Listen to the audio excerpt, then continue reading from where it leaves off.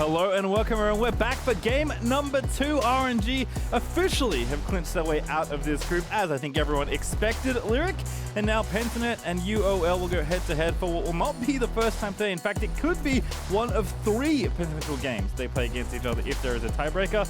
And even though this is only the second game of the day and there is potentially chances against RNG once again for these teams, it does feel like this game will possibly determine who is getting out second, because I think the mental edge you win by taking this game so early in the day, especially if you take it decisively, feels like a very big advantage. Yeah, that's the biggest thing for me, is the fact that you are playing these, playing twice within the same day, right? Because if you lose this one, you're just going to feel so much pressure. You're going to start questioning everything, your play style, your draft, what champions do you pick? It's definitely going to be a tough one to overcome.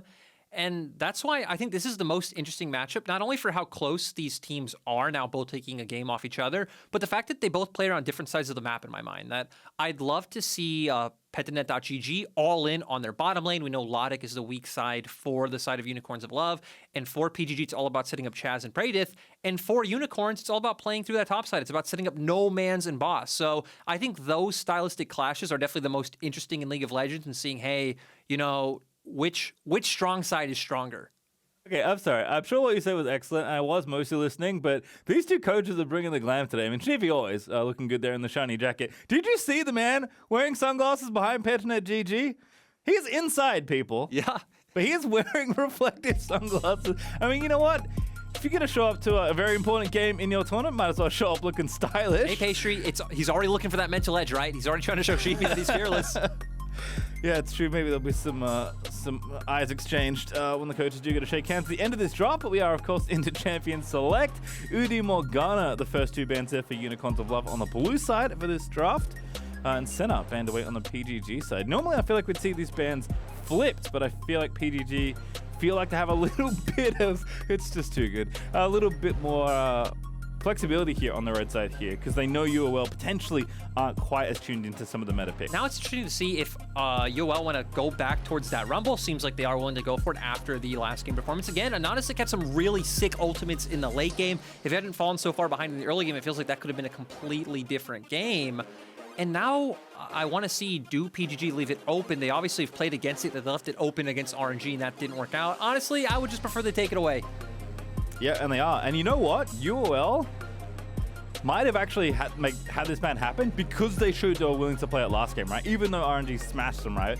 That was kind of the expectation. They might have actually got value out of playing it just to make PGG ban it, which they didn't do last time these two teams played, if I recall correctly. It was actually UOL that banned it in phase 2 of all things. So already that little shift may actually play into the draft here. And again, these teams, unlike the other ones, play each other so many times in this group. So there's definitely a lot of learnings and adaptation as the day wears on. But Nidalee is the first pick there for AHaHaCiK. So very powerful jungler potentially there in for the UOL side, as Nautilus is going to get locked in, and maybe Kai'Sa is going to join him, because that's usually what is picked together. Yeah, typically we've been seeing a lot of either Kai'Sa in this rotation or Varus if it is left open. Varus not really having the best win rate right now.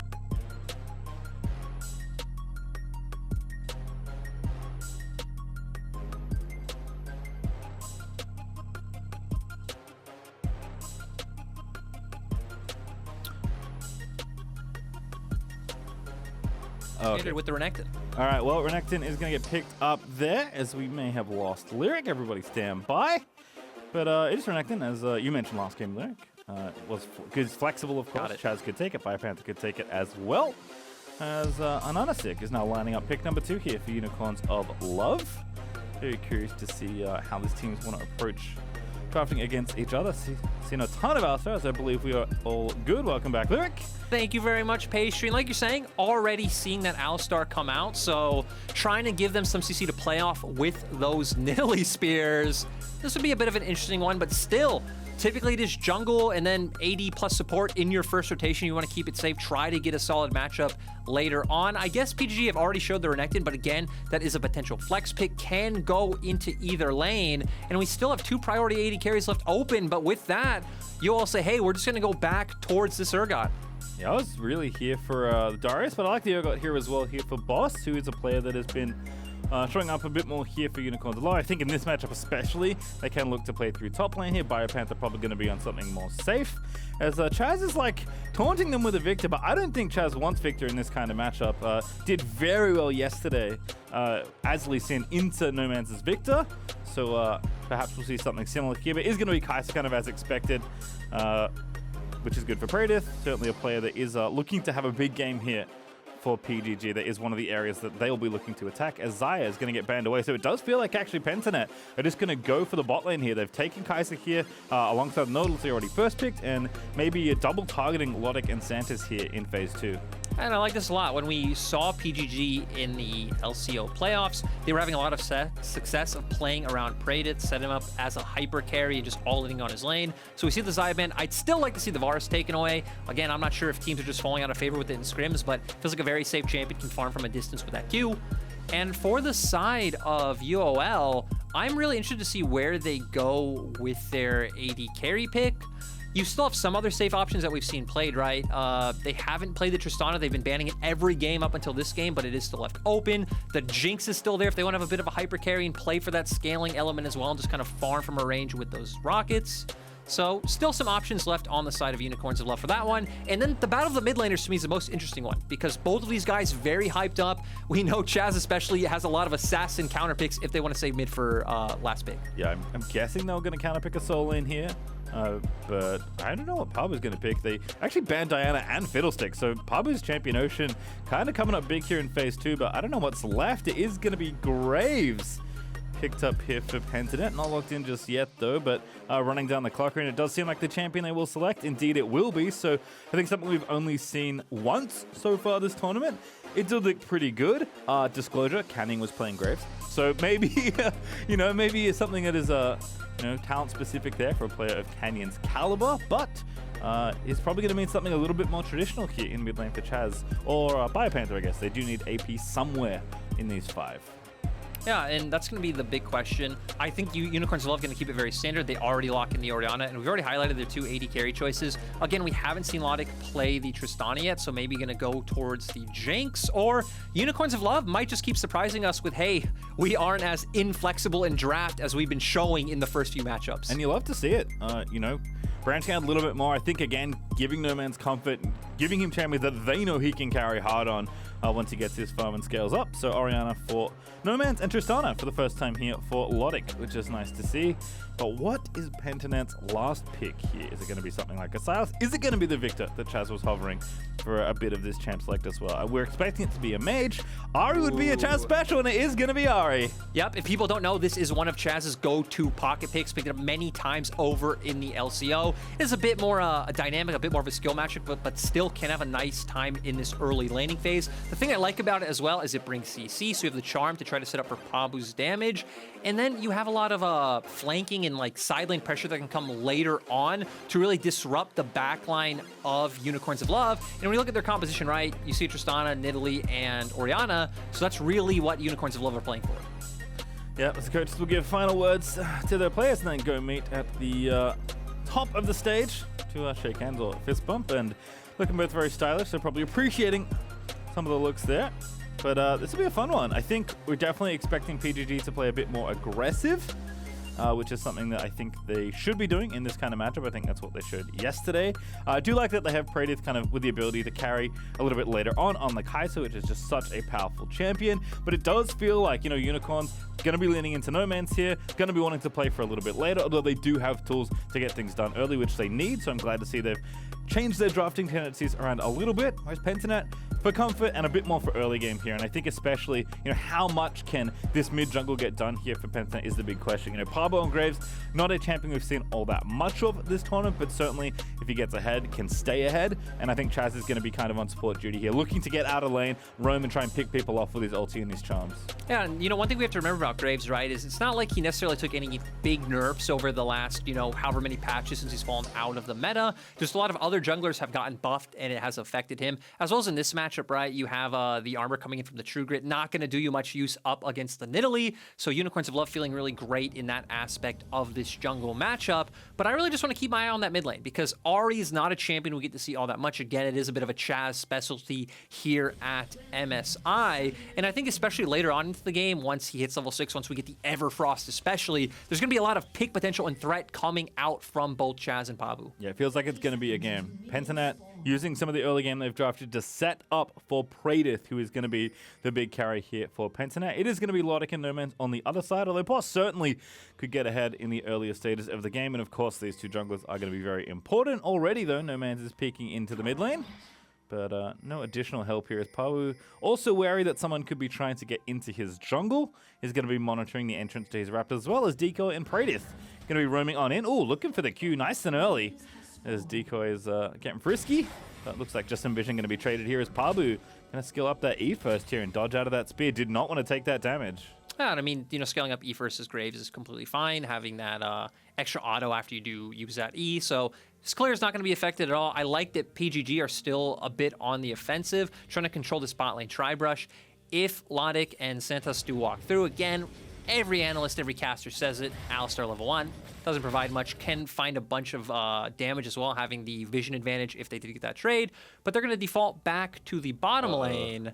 BioPanther going to be walking into not a very fun experience. It is Urgot. Oh, actually pretty aware. Skills after Ian gets out of there. Doesn't take too much damage.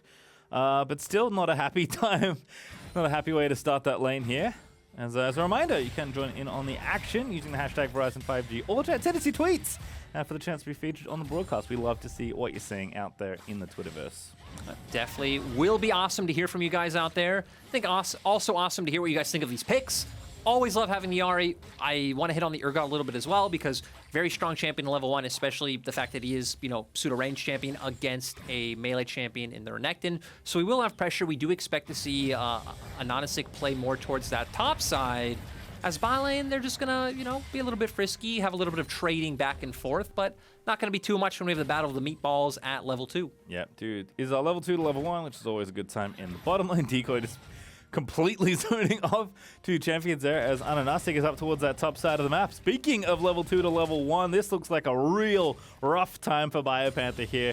He might get dove by this level 3 Nidalee and this level 3 Urgot. Now level 2, Ooh. He's going to get flipped over there. Beautifully played. It's a good flash from BioPanther. Is going to get him out to safety, but still the pressure is there. UOL can look for the redive here.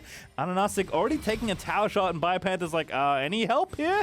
Chazz not going to TP up just yet, but BioPanther knows he's in trouble. Wave is massive. He's going to have to play pretty carefully. Urgot's going to go back in, looking for the flip once more. BioPanther trying to find the outplay, but it's AHaHaCiK that finds a kill as boss. Oh no, he tanked up an extra shot. It's going to be a trade after all. And that's the thing, right? AHaHaCiK missing both spears in the situation. It's not the easiest time, right? Because you have to try and chain it with the flip coming out from boss.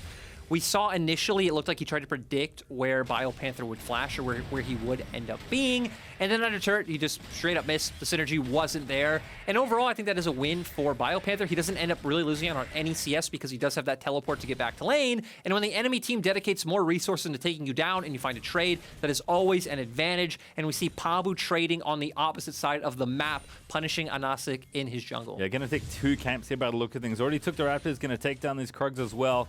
I mean, like, BioPanther wasn't even... he was down on CS by quite a lot. That's why that dive happened. Boss built a big wave for Nidalee to go up there and look for that dive. So I like the thought there for UOL. Doesn't quite work out at the end of it all, but still first blood goal to Urgot, which I think is where they're putting quite a bit of their early game stock. And actually a spear straight in the mid lane. Nidalee back to mid, I guess, as the 2v1 is going to push Chazz in, although there's going to be some coverage there from Pabu as well. So we'll watch this one again. And we're going to see this replaying again. I feel like the big thing is AHaHaCiK misses his spear. They know they can do this. I like that BioPanther's actually staying under turret and isn't losing out on any EXP. That's really good for him. Nice slice and dice to get away at first as well. They do end up getting the kill, but again, boss goes down. The fact that it's so early on in the game, death timers are so low, we do see that BioPanther's able to TP back, doesn't fall behind in EXP, is actually... I'd say even in minions right now because we do see his wave is bigger than boss's. It is pushing into boss, so we see this is why UOL is posturing around this top side. Should be an easy gank, but Pabu knows this. Yeah, Pabu already here. BioPanther's actually up in XP briefly in this 1v1, so he's going to check the brush, he's going to see it now. Pabu's going to roam in, and that should dissolve any pressure here in the top side 2v2. So actually, BioPanther coming out very nicely at the extension of this all, and Pabu covering at the perfect time. Knew exactly what could happen there, but make sure his top laner is safe. That's the thing. That's just great communication coming out from the side of PGG because, again, they're not able to fight it because they know that Pabu is in the wings.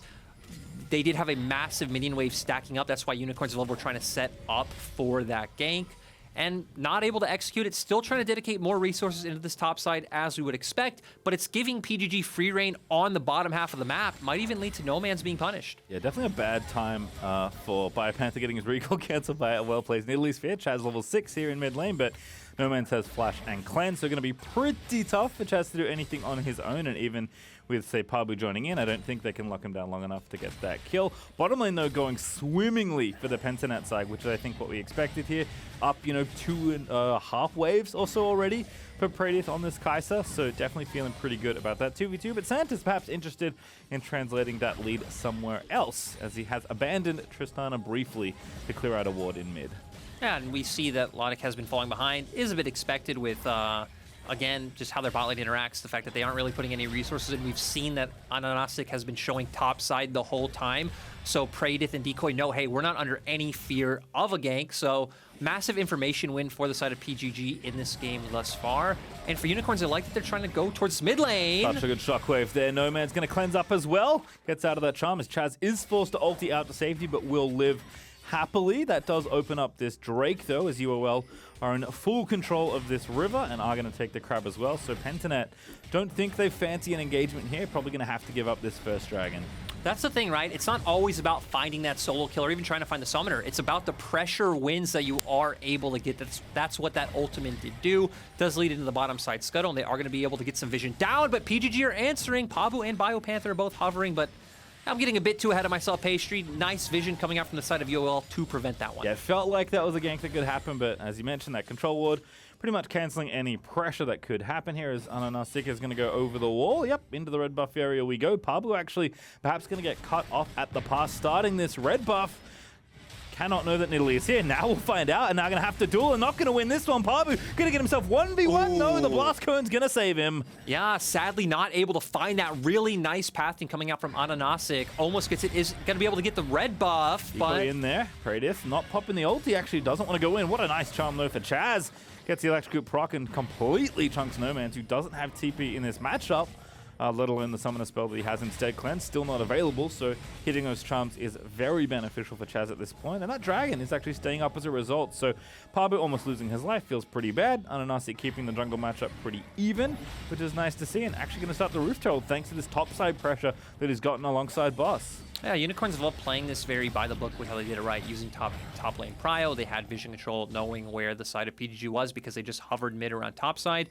PGG did get a bit of a small win in the sense that because Nomanz was hovering, Chazz was able to push in the wave, which is why he was able to get that good trade. But Santos doing a nice job of answering in response and hovering towards that, opening up for Praedyth to get plates. So overall, very even gold trade going on both sides of the map. So gold very even right now, 400 to 500 ahead for the side of PGG. It does feel like, when you look at the kind of the major discrepancies here, it's bot lane versus top lane for PGG and UOL respectively. BioPanther definitely keeping it a bit closer than Praedyth versus Lodik, so curious to see if that manifests into an even bigger lead as Pabu's actually going to steal away the enemy red buff and start the dragon thanks to the kind of cascade of pressure that honestly Chazz started by pushing in that mid wave. Like, the fact that Santa's had to go mid so Nomanz didn't get dove solo by the Ahri is kind of the whole reason this sequence of plays unfolded. And I love that you say that, sequence of plays, right? Because a lot of this stems from the decisions that Unicorns of Love made to invade that top side, which opened up that trade for Chazz, which, like you're saying, set up for Santos to have to be mid. So kind of a bunch of dominoes falling, allowing for PGG to get that bot side dragon. Also, doesn't hurt that their bot lane is, more than 20 CS up at this point. And I think PGG is a very interesting team in the sense that some of these players have played together in past years. We saw that Decoy and Pabu both played together in 2019 on Gravitas, Chazz and Praedyth on Legacy in 2019 as well. So even if the squad as a whole hasn't been together all that long, there is a lot of built-in synergy, and I think that's a byproduct of the fact that, the Oceanic, the LCO scene is so small. I feel like you are going to get a lot of time of playing with other players on different teams. Yeah, absolutely, especially for, the good players all want to play together because they're trying to win and go international, so it makes sense that, the winners of the LCO are a bunch of players that do have quite a lot of experience in the Oceanic region, as BioPanther is deciding not to potentially cancel that recall. Don't think he knew that Boss was in there, but not going to be bothered, as Nomanz is getting surprisingly kind of bullied. Like, the CS is really not bad. It's actually even completely, as Nomanz picks up the rest of that wave under tower. But Chazz is like got the blue buff. Now Nomanz is going to get his, so that should maybe equalize things a bit more. But Chazz is finding charms, right? Nomanz does have the cleanse back up, but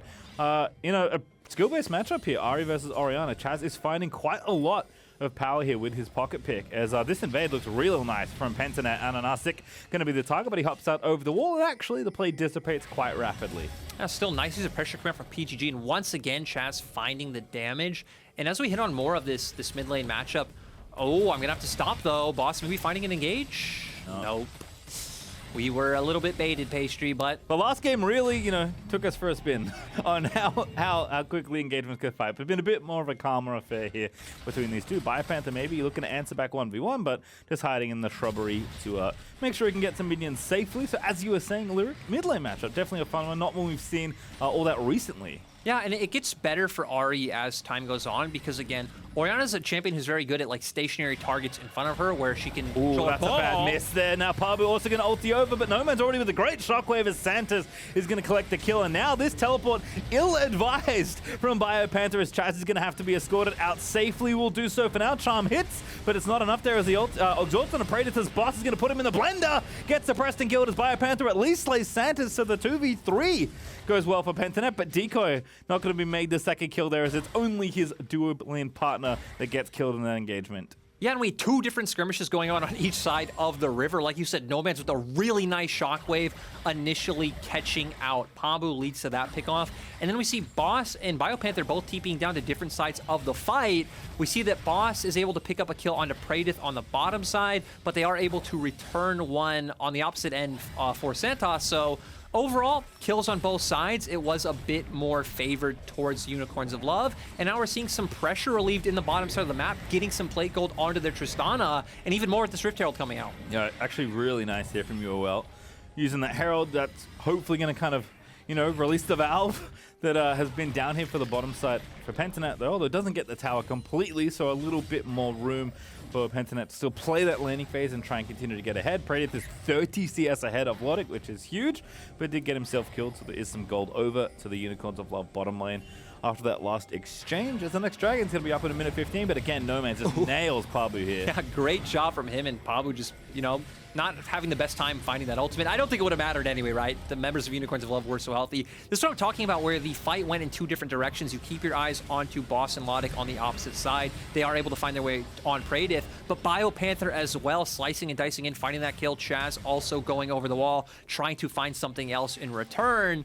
Ultimately, a win for Unicorns of Love. Gold is now in their favor. Oh, did it again. Nomanz has caught miss. AHaHaCiK over the wall gets it. Now Decoy is going to get the charm down, as the follow-up is nice. And Decoy, well-deserved, gets credit for that kill. Yeah, absolutely insane coming out from both sides. I love how Nomanz is finding these shockwaves. Again, such a confident player. He does over 30% of his team's damage, so you know he's the guy to look at for the side of Unicorns of Love. But Decoy already being there off of his reset, hovering around, is able to find the response. And thus far, I feel like the name of the game is all about jungle. AHaHaCiK is the one who is up. Pabu 0-2-0 on this Graves. We highlighted, hey, Graves not really in the meta anymore. Going to feel especially good for the Nidalee in this matchup with the way we talked about True Grit working. And I feel like going forward, you're in a really good position as UOL, unless Chazz is able to find either some massive flanks or, you know, utilize pressure on a side lane to find a pick, which I feel like in this meta is much harder than grouping up as 5, having 2 tanks stand in front and throwing out, you know, point-and-click abilities or skill shots. Yeah, Nomanz definitely set up to carry here, but if Chazz can find the angles and the picks, I think both these mid laners have an opportunity to take over this mid game, which is nice, because this is probably the closest matchup, the one we were most excited for between these two teams. Pentanet, though, wanting this dragon very badly. Lodik going to take the tower instead, so the dragon does go to PGG, even though the spear comes in for AHaHaCiK. It does not find the objective, so 2 dragons for Pentanet, clearly leaning on that here. They're down 1,000 gold now, as Pabu is just invading straight in there, not afraid at all. And yeah, I like the way PGG played it. I think Unicorns of Love with a bit of a blunder. They posture like they want to go for the Drake, but Boss is topside. Boss doesn't have TP. It feels like you could have just split the map, gone top, potentially played for that Rift Herald, and, you know, accept the loss of the Dragon on the bottom half of the map. Seems like they were praying for a bit of a mistake coming out from PGG, but that didn't happen. It did not, and as Mythics start to come out here in this game, it is Kraken Slayers here on the bottom side. Pretty normal stuff. Night Harvester for AHaHaCiK, pretty cool to see. I am curious to see where the mid laners go, not just because I think it'll be super surprising, but I think, again, given that these are players that we are expecting to have pretty good times here in this mid game, given how things have gone, them getting that first really big item power spike will matter a lot for the future engagements, as trades do happen for Pentanet in the bottom side, actually taking the tower back there in bot. But also Pabu, like, he wants to be with Chazz here, roaming around and picking people off, but it's so much easier when he has Gale Force, so he's not quite there yet. So instead it is going to be AHaHaCiK, who is ahead here on the Nidalee, despite the CS difference between the two junglers, is going to be taking this Rift Herald once again for Unicorns of Love. Yeah, utilizing the pressure that Boss has in that top lane. I also like that we see that Santos is on the top half of the map, so we are trading turrets. Once again, a Shockwave. Doesn't miss, as Chazz is going to be forced to counter ulti there. Blue buff here for Chazz is nice. Passive going to have to work overtime for Ahri if she wants to heal up, but I don't think it's super advised. 15 seconds till the TP is back up, so perhaps Chazz will just take a recall and either walk back or TP back, depending on the urgency of the matter. Isn't an objective really up right now. Dragon's up in over 3 minutes. Rift Herald just got taken by Unicorns of Love, so Decoy is going to go ahead and babysit the mid wave, as Everfrost is now finished for Chazz, and Gale Force is done here for Pentanet. So kind of the mid jungle, we've been watching a lot of this game. Much more opportunity now for them to open up their respective areas of the map. For Pentanet, it's going to be more about those picks and skirmishes. For UOL, definitely going to be more about the 5v5, but certainly, as we've seen already, AHaHaCiK can get it done in the smaller engagements as well. Yeah, and now it's going to be a dynamic of how these teams play out their lane setups, because I'd love to see Pabu hover with Chazz. Again, player on that pick potential. Not only the charm now, but you hit on he has the Everfrost, so this is where Chazz is at his strongest. You have the Gale Force on Pabu, like you said, to follow up on any pick he finds. And for Unicorns of Love, I feel like it's the complete opposite. You're saying, hey, we don't really care too much about side lanes. We're going to catch them close to our towers, and we're going to try to find windows to group up around the mid lane and look for that strong 5v5 engagement. So again, not only a different dynamic in the strong points of the map for these two teams, but very distinct compositions. Good grab. Ulti here for Naught. Not going to go in for it, though. Kai'Sa does pop the W, but not maybe enough vision to go in, and it's an Alistar with, you know, ulti and flash up, so probably not an easy kill to get, and Pentanet will take discretion there on that potential pickoff, as they are looking to pressure mid, but Sun just finds one into the Shockwave. What a play from Unicorns of Love. Nomanz just does again, as Decoy is going to find a decent hook, but there's no follow-up. Chazz not there. Praedyth doesn't want to ulti into 4 people under the tower, so it is just going to be one for Unicorns of Love. And a bit disrespectful coming out from PGG. I think I can empathize with where their mind was at, right? Because they know that Lodik isn't around the mid lane turret, so maybe thinking, hey, Unicorns of Love aren't going to look to engage 4v5. They know all 5 of our members are here, but stay there! Praedyth is there, and they combo it perfectly. It's a spear into the Urgot ulti, and Praedyth just gets deleted. Amazing vision control from Unicorns of Love, setting themselves up to find that play. They hit both skill shots beautifully, and they pick off one of the key members of PGG. And this feels like a rough one when we've set up, hey, it's going to be about Praedyth carrying in the late game. Sure, still a massive CS advantage. Him and Lodik, even in gold, or actually Praedyth probably still a bit ahead.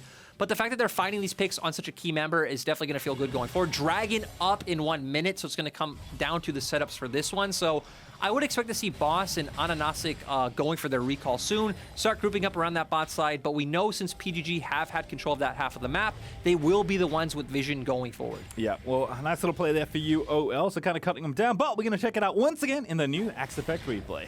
Yeah, really nice spear. Oh. And again, just like by the edge of the hitbox, they're able to guarantee that one. Again, the true MVP of that play in my mind was vision, but still, they hit two skill shots very hard to hit, and yeah, leads to a pick.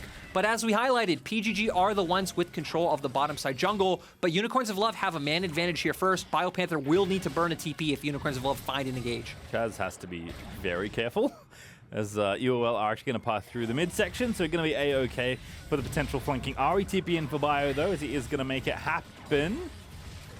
And no, Unicorn's just going to get mid prio. Ooh, I like this play a lot, Pastry. They drop the Herald down mid, so they're trying to pull PGG away from the Dragon. Ultimately, even if they do lose the Dragon, they're going to get something on the map, but Chazz with a really good flank angle. This could be tough here. The 5v5 is very powerful here. Nomanz looking for the shockwave, of course. The Nautilus ulti goes out. Santa's getting low, but Chazz again is just always waiting for them to run into him. I like the patience here for PGG, but UOL also know they only need one good ulti to hit there, and AHaHaCiK can poke them out with the spears as well, so Chazz gonna rejoin the team now. Dragon still on the table for either side, but no flanks just yet, as it's a long way around for Santas. I think Pentanet know, and they want to find him, and Chazz has indeed spotted him, but Decoy looking for the hook, doesn't find it. Charm gonna miss as well. It's just a back and forth here, and the Dragon at this point has to reset, but Santas finds the big flank all the way over his boss. Gonna be on a killing spree as he takes out one. Now BioPanther potentially in trouble, is gonna go into the belly of Urgot, as there's the shutdown and a third there as Decoy falls to Lodik. And ultimately, I love the setup from that play for Unicorns of Love. You have 3 members down. You might even be able to turn this Dragon into a Baron. But we were talking about, hey, PGG are the teams with first setup on that Drake. They have vision control. But because Unicorns of Love have that Rift Herald, they're fine getting there on the wave that's crashing for the Drake timer. They drop that one. And then ultimately, they're the team that wins out in the Battle of Patience. It's like, hey, we're getting a mid lane turret. You're losing golden EXP in the mid lane. We see that Chazz has to back off. Oh, Pabu just chunked out. Now can't even think about stealing the Baron.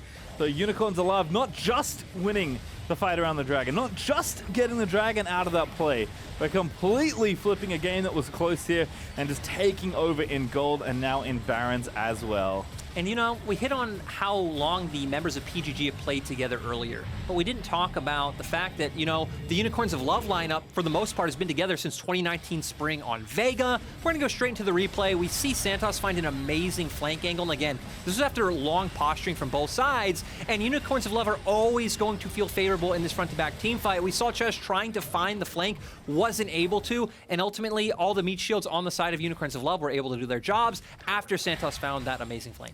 Yeah, we'll have a look here from, oh, this will be a fun one. STV Fleisenbar. Really hope my German's up to snuff here. Always a hard decision which team I cheer for when UOL versus PGG plays, because as an EU fan, I always cheer for Unicorns of Love at international events. Makes sense, but I want to support Oceania and MSI as well. You'll love to see it. It feels like the Pentanet lads maybe won over a few after their victory yesterday. Certainly have got the...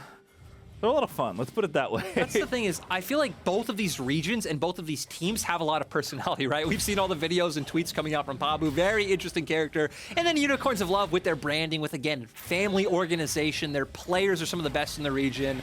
I think both these teams just bring a lot of charisma, and it's hard to cheer against either of them.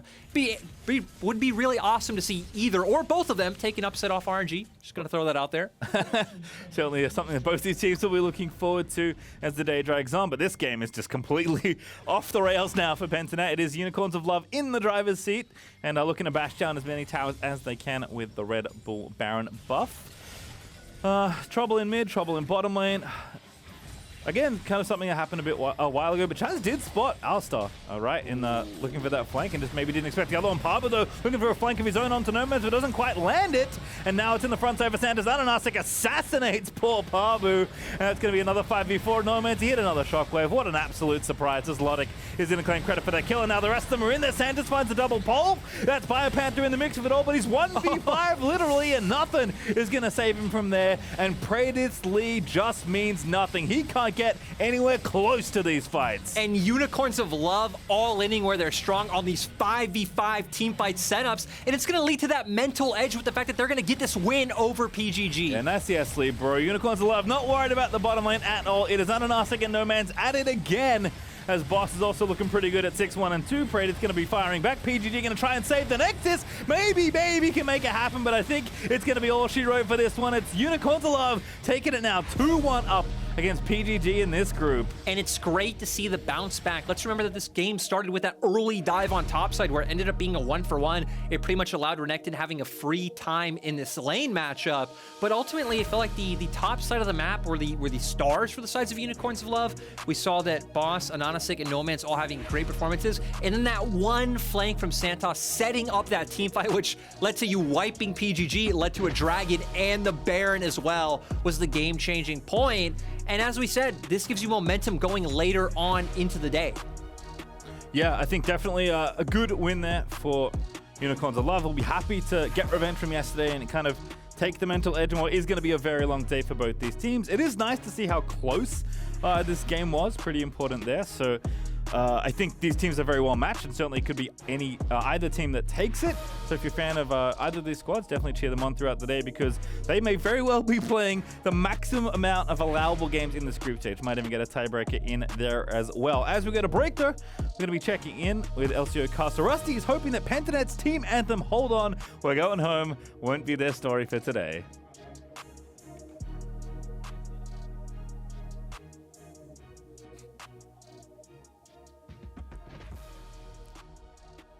I go by Rusty. The Oceanic representatives for MSI are Pentanet.gg, and the song they have chosen is Hold On We're Going Home by Drake. So, how does this song reflect their rise throughout the split?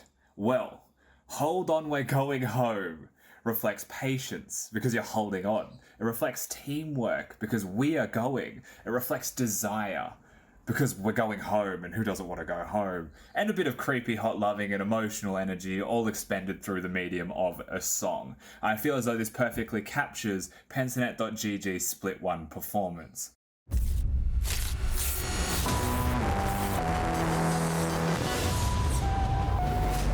Dear me, I just wanted to tell you that soon, everything you know will change. You're part of the breakout. Part of an elite group of individuals that launched a global movement. The pioneers that changed the sole definition of a gamer. I'm you, from the future. And I just wanted to tell you that your future will be legendary. Exceed the game. Unleash the future.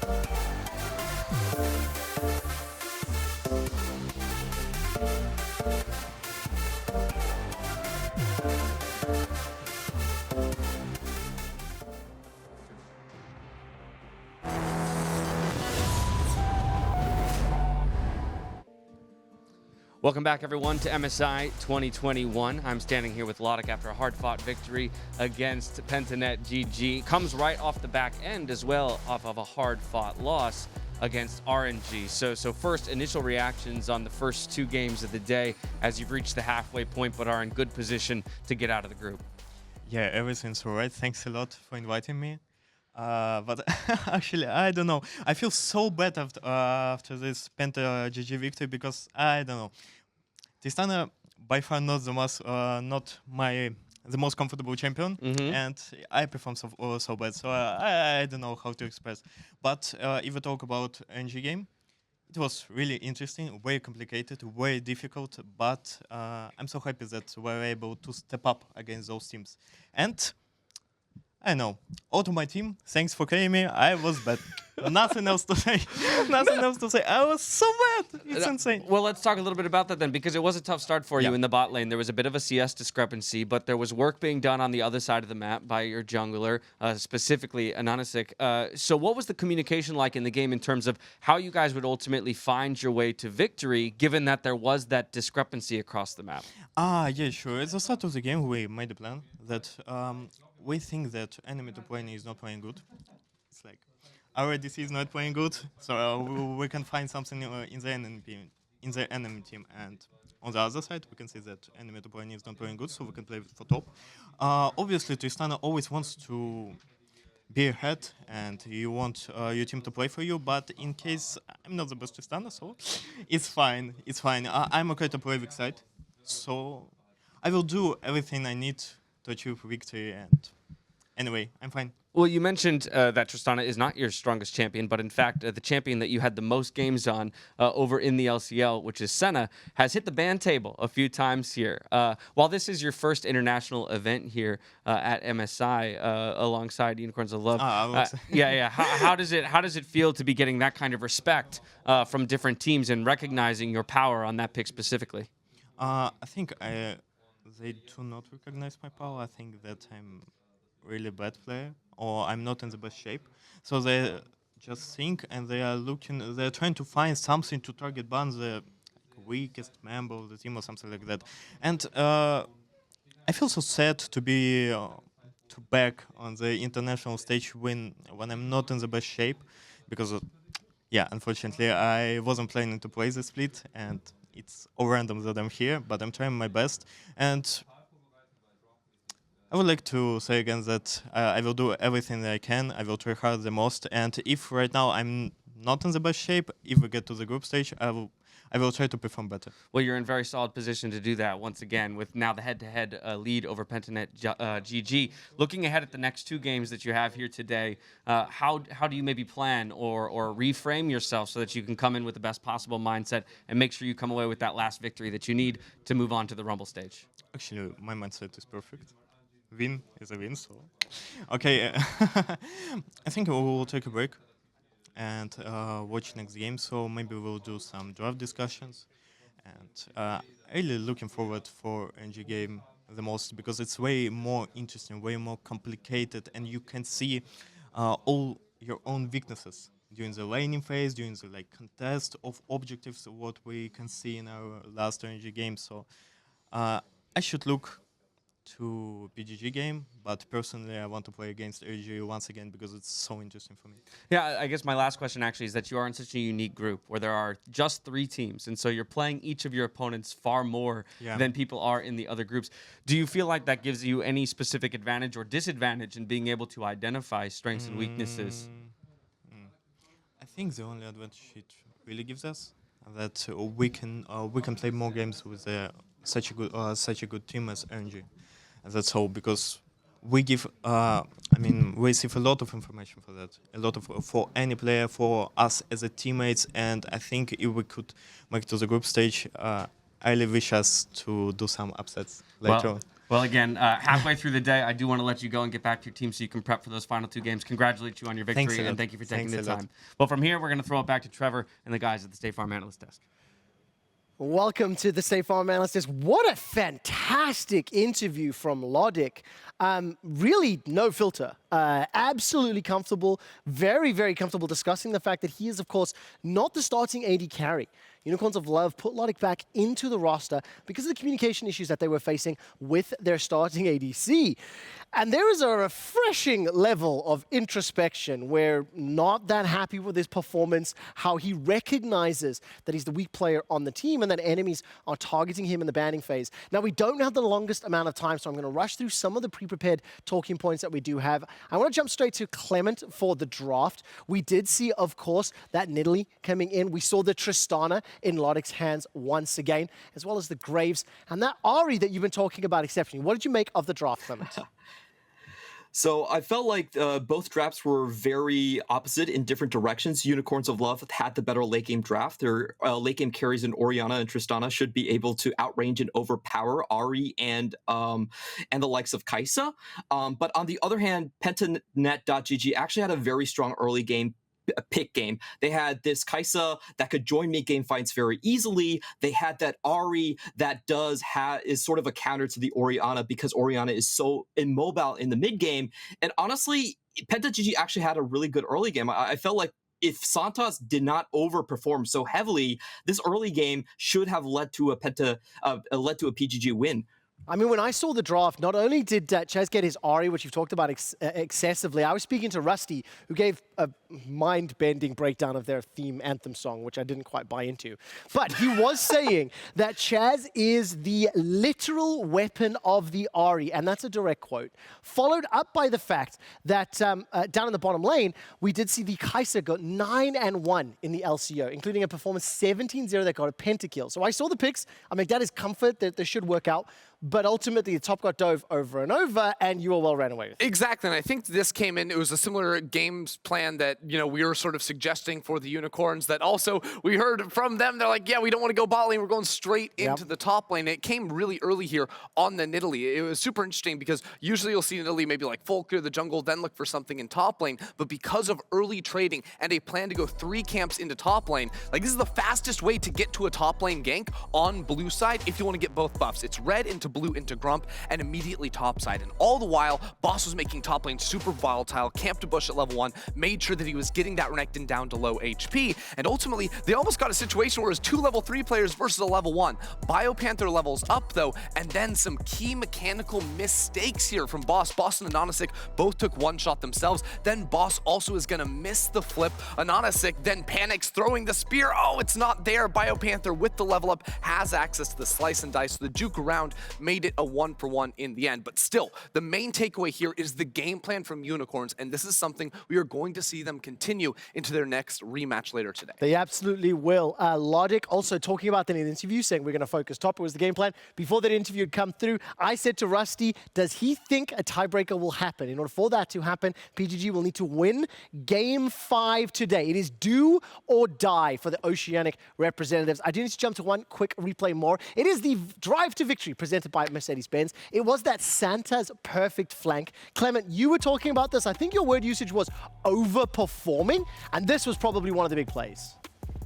Yeah, before this, Santos has already been able to find his spots between the mid and the bot lane from PGG multiple times, and this just shouldn't happen. Ahri had prio control of the lane, bot lane was up by 50 CS, but he's able to find it. In this replay alone, actually PGG saw Santos on the flank. They saw him for 8 seconds, and then still Chazz got caught on the backside. So I felt like PGG could have played this a lot better. They could have had Decoy link the mid and bot lane up together far more, and if they didn't freeze in that team fight, they still could have had control of that Drake team fight. But unfortunately, Santos was the hero of the day, taking down the win. He really, really was. Now, assuming that RNG win all remaining games, then Game 5, Pentanet versus UOL, will be the deciding factor on whether UOL advance or we have one more best of one. These teams will face off again, as mentioned, in Game 5 to decide who will join the MSI Rumble stage. After the break, Pentnet return to the Rift, this time to face LPL Titans RNG. Don't go anywhere.